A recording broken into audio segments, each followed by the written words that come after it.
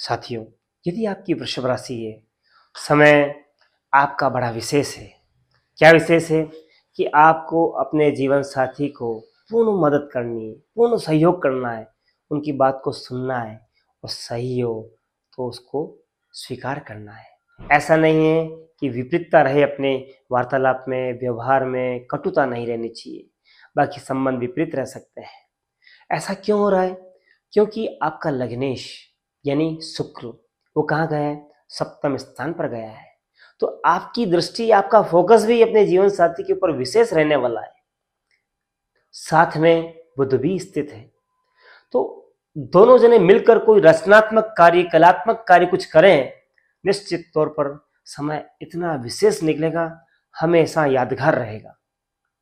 नमस्कार, मैं हूं पंडित लोकेश पालीवाल, आपके समक्ष उपस्थित हूं चंद्र कुंडली से साप्ताहिक फलादेश। जी हां, 15 दिसंबर से 21 दिसंबर तक का समय है। इसमें आपको विशेष चंद्र कुंडली से फलादेश बताया जाएगा, जो कि जनरल है, कॉमन है, सभी के लिए। यह 50% के आसपास आपको प्राप्त होगा। इसको आपको सुनना है, देखना है और अपने काम की बात निकालनी है। क्यों? सभी वर्गों को हमने इसमें सम्मिलित किया है और बताया है। तो अगर आप सुनेंगे तो निश्चित तौर पर लाभान्वित रहेंगे और विशेष लाभान्वित रहेंगे। तो इस सप्ताह में चंद्रमा का जो गोचर विचरण है, आप देखेंगे कि तुला, वृश्चिक और धन 3 राशियों के ऊपर रहने वाला है। तो आपके साथ क्या होगा कि आपको अपनी प्लानिंग्स किसी को आउट नहीं करनी है, फर्स्ट में। दूसरा, अपनी हेल्थ का ध्यान रखना है। एलर्जी से संबंधित आपको विशेष ध्यान रखना है। कफ कोल्ड के संबंधित विशेष ध्यान रखना है और शत्रुओं को भांपना है कि हमारे प्लानिंग्स को कौन डिस्टर्ब कर रहा है, कैसे डिस्टर्ब कर रहा है। यह आपको अपने माइंड में ऐसे विचार और ऐसे कार्य करने हैं कि आप सतर्क रहें।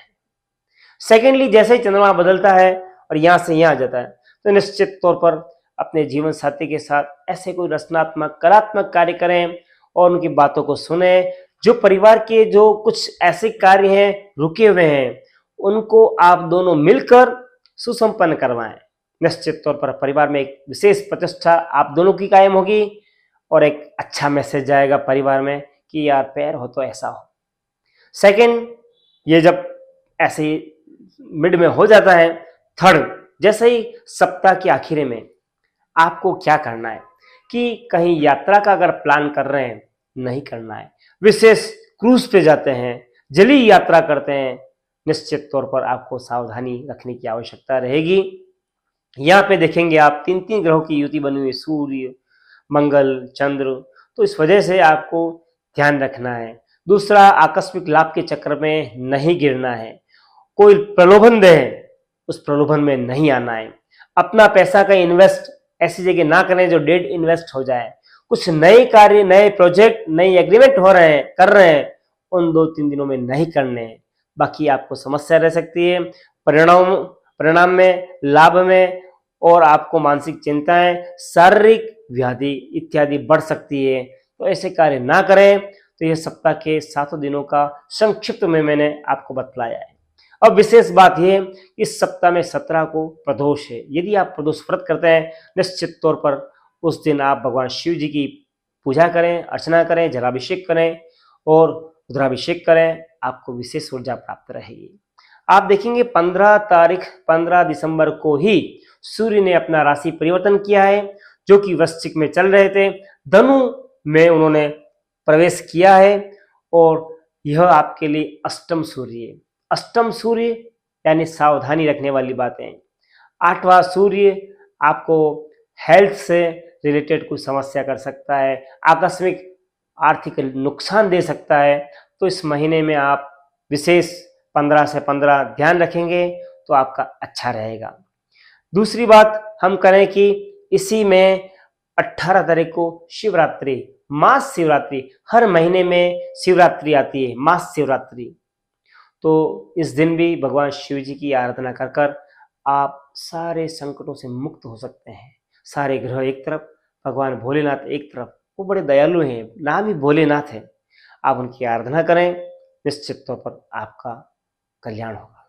फिर देखेंगे 19 दिसंबर को अमावस्या है। तो 29 दिन आप कुछ भी करें, देवताओं की आराधना करें, एक दिन अपने फोर फादर्स जो गुजरे हुए हैं उनके निमित्त आप कुछ भी करें, पीपल में जल चढ़ाएं, दीपदान करें, बच्चों को भोजन कराएं, तर्पण करें, कुछ भी करें, उनके लिए निश्चित तो कुछ करना ही चाहिए, जिससे आपको दोनों की एनर्जी, दोनों का आशीर्वाद प्राप्त हो और मंगल आपका जीवन हो। और विशेष बात, इस सप्ताह में कौन सा वो दिन है जो आपके लिए बेस्ट है, तो निश्चित तौर पर कहेंगे 17 और 18 ये 2 दिन बहुत ही अच्छे हैं आपके लिए। फिर देखें कौन सा कलर, तो sky blue colour, light colour आपके लिए बेस्ट रहेंगे। फिर बात करें 19 से 21 का जो समय है, इन 2 दिनों में, सवा 2 दिनों में, 19 से 21 वाले में आप जो हैं कोई नया एग्रीमेंट नहीं करेंगे, नई डील नहीं करेंगे, किसी को पैसा उधार नहीं देंगे, आकस्मिक लाभ के चक्कर में नहीं गिरेंगे, तो आपका अच्छा रहेगा, आपको एनर्जी पॉजिटिव रहेगी और सब प्रकार से मंगल रहेगा। फिर विशेष बात करना चाहेंगे कि उल्लेखित जो बिंदु हैं हेल्थ, तो निश्चित तौर पर अष्टम स्थान पर 3 ग्रह आ रहे हैं, तो आपको एसिडिटी से संबंधित समस्या रह सकती है, बॉडी में जलन, पेन रहना यह रह सकता है, शिरोवेदना रह सकती है आपको, साथ ही में अगर आप देखेंगे कि यूरिन से संबंधित भी आपको सामान्य समस्या रह सकती है। फिर बात करेंगे लव की। लव की अधिपति बने हुए बुध, जो कि पंचम स्थान के मालिक बनते हुए सप्तम में गए। आप जिस व्यक्ति या जिस साथी को चाह रहे हैं उसी के साथ जीवन भर बिताना चाह रहे हैं, उससे शादी करना चाह रहे हैं, लेकिन वो सहज नहीं, कुछ न कुछ व्यवधान है। क्यों? क्योंकि दोनों के जो विचार हैं वो परिवार में मैच नहीं कर रहे हैं, इस वजह से कुछ समस्या है, कुछ समय इंतजार करें, अच्छा रहेगा। रिलेशन की बात करें तो रिलेशंस आपके बहुत अच्छे रहेंगे। क्यों रहेंगे? लग्ने शुक्र लग्न को देख रहा है, इसी कारण से आपके संबंध मधुर रहेंगे। बात करें हम कैरियर की, कैरियर के अधिपति बने हुए शनि, शनि लाभ भाव में गए हैं। यदि आप अपने कार्य से संतुष्ट हैं तो नहीं, गलत है, आपको और आगे बढ़ना है, आपको और मेहनत करनी है, आपको अपनी चीज को लोगों को बताना है, लोगों को ज्ञान देना है, लोगों को मोटिवेट करना है। अगर आप ऐसा करते हैं तो आपके करियर में एक बदलाव आएगा। यह बदलाव आपके यश कीर्ति को बढ़ाएगा, यश कीर्ति के साथ में लाभ को भी बढ़ाएगा। बात करेंगे हम स्टूडेंट हैं। यदि आप स्टूडेंट हैं, आपका पढ़ाई में मन नहीं लग रहा है, क्यों? कि विवाह के प्रति, मित्रों के प्रति, घूमने फिरने के प्रति विशेष है, तो इससे आपको सफलता प्राप्त नहीं होगी। अपनी मानसिकता बदलें, अच्छा रहेगा। बात करें हम मैरिज की, तो मैरिज की जो स्थिति बनी हुई है मध्यम ही है, मांगलिक बने हुए हैं इस सप्ताह में, तो निश्चित तौर पर कुछ उपाय करेंगे तो ठीक है, बाकी विपरीत स्थिति।